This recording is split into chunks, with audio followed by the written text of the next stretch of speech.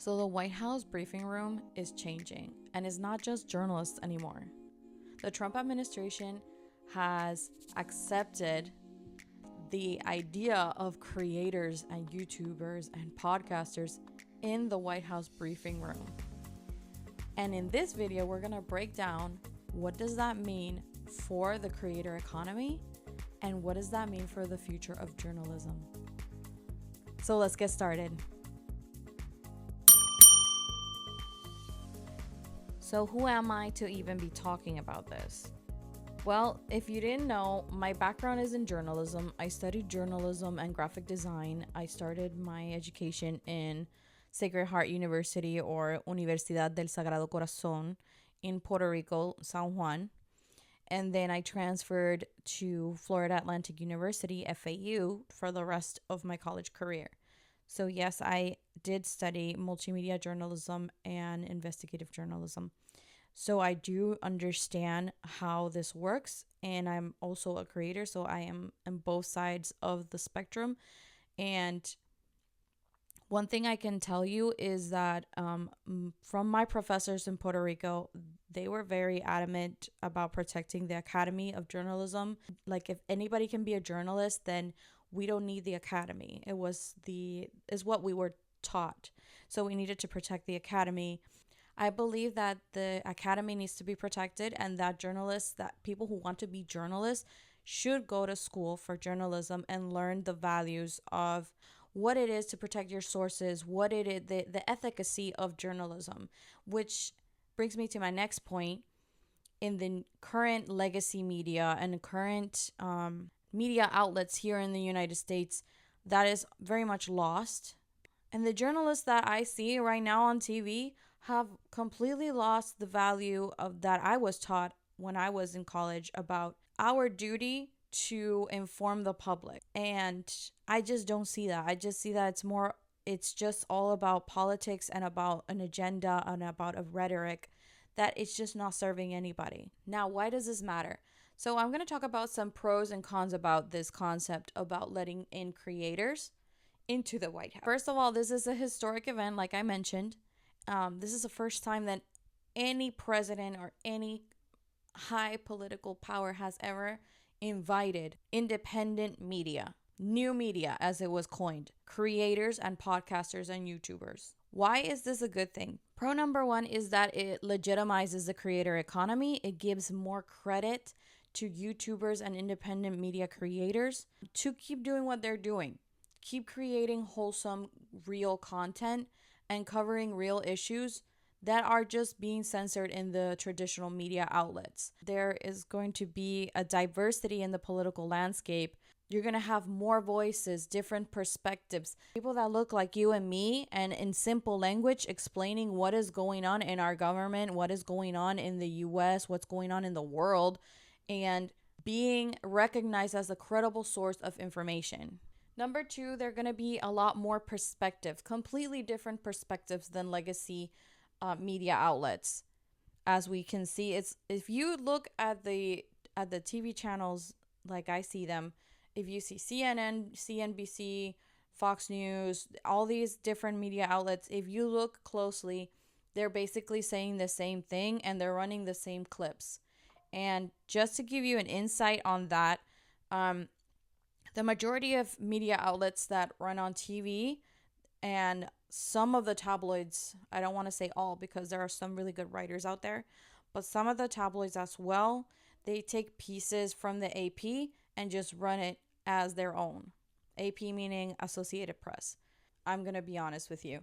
It really is just laziness. There's just no real coverage like there used to be. There's no investigation. The efficacy that I was taught on is just, I don't see it in the media landscape and legacy media outlets that we have here in the United States. There's a lot of censorship going on just to follow a specific narrative from either side. That it's just like, this is ridiculous to me that we have sides. Why aren't we talking about the people, our people of the world, citizen of the world, I don't know, issues, real issues, and get things done? That's my opinion. You let me know in the comments what you think about this. How is this affecting you as a creator, if you are a creator? And if you are a journalist, please let me know how is it affecting you. But anyway, back to my notes I have here. It gives coverage a different perspective because it talks about how creators see things and how different people cover things in different ways. And they bring a lot to the table. Like the creators bring a lot to the table in different perspectives and narratives. Like it's not going to be the same rhetoric over and over and over.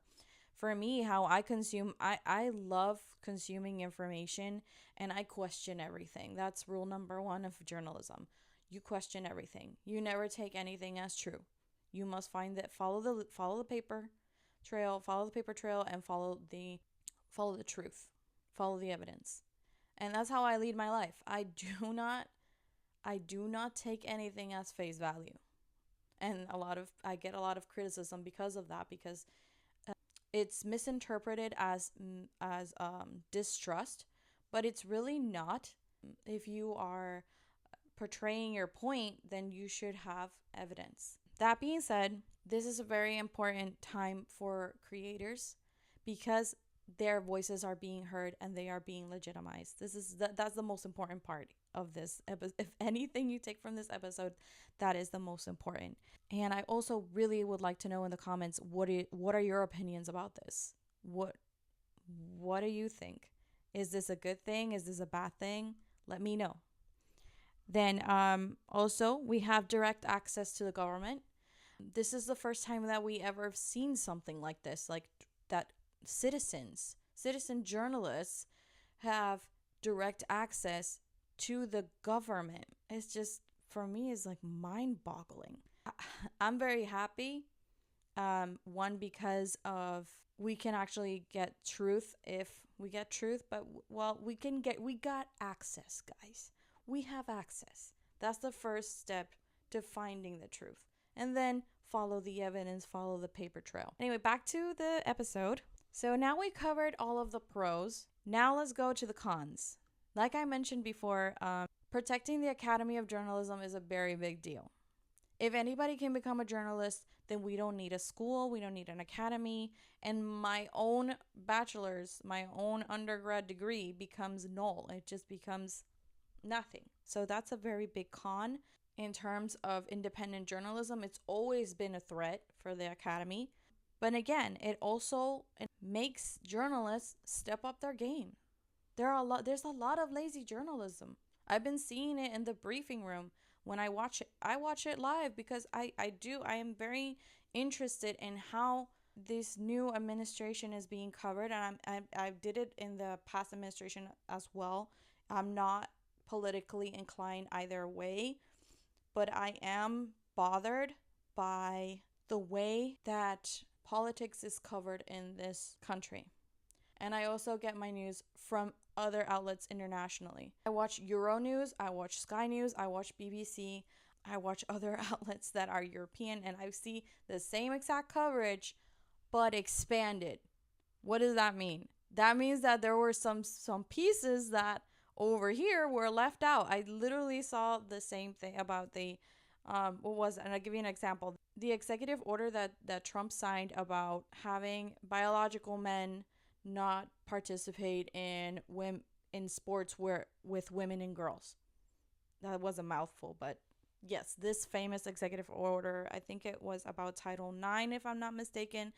Correct me in the comments below if I am. But this executive order, there was a clip, the same clip on CNN, Fox, everywhere, CNBC, the same clip.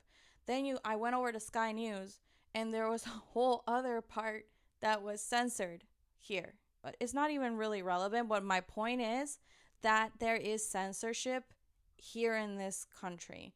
I want to see the whole thing and make my own judgment. I don't want you to make the judgment for me. That is my point. But I digress. So moving on to the second con, of course, like we have political bias, but we see that in the legacy format anyway. But of course, like that could happen with creators as well, because everybody has their own opinion. That's kind of the point of being a creator. You have your own opinion and you have a platform to say it. So there could be political bias there as well.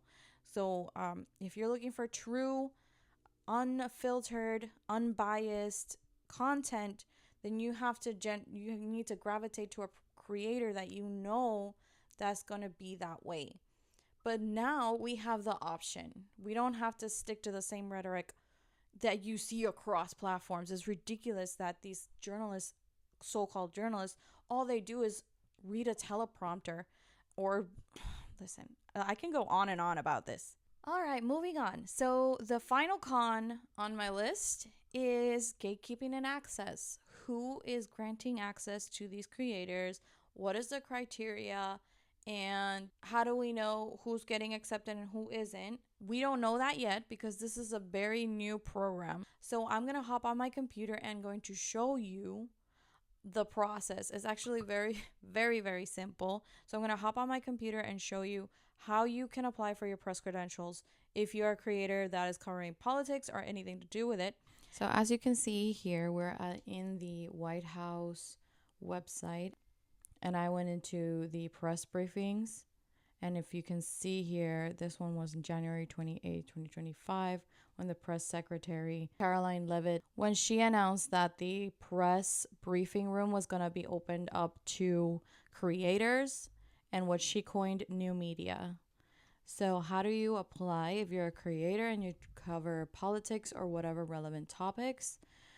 It says it right here. You go to whitehouse.gov/new media, and I have it open over here.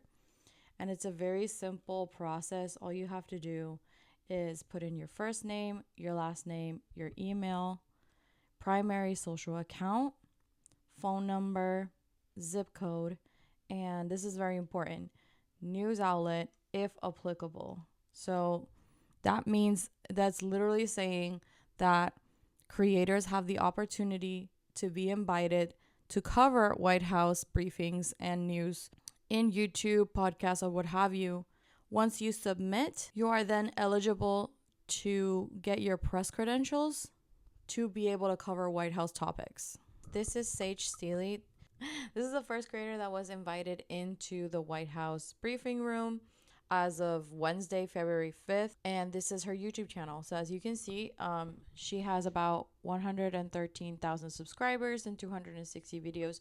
So it's more like, she's more like a medium creator. So I don't think that the criteria here is like you have to have millions of followers, but rather it has to be relevant. So what this also means is that there's going to be a whole other set of rules for creators now. So there's going to be a rise of new creators. We know this because of this opportunity.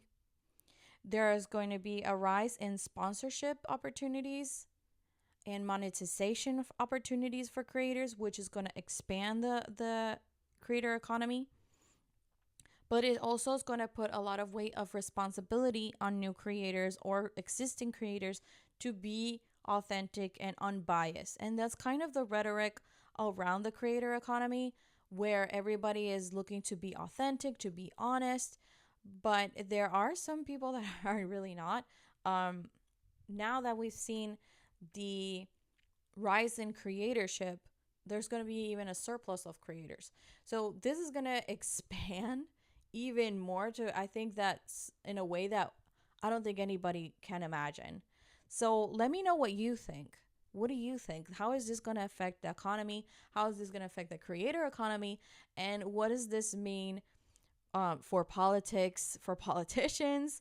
And what does this mean for journalists? So I'm very excited to hear from you. I'm very excited to see what the comments on this video are going to be.